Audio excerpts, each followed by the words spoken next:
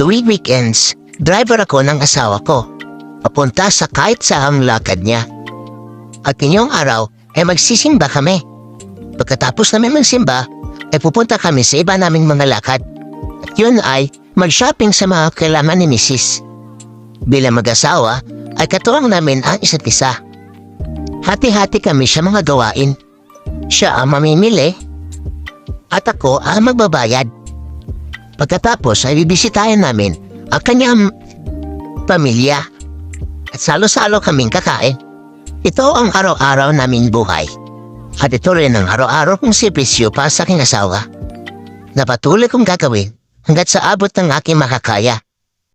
Dahil isinumpa ko sa harap ng Diyos na mamahalin ko siya sa abot ng aking buhay.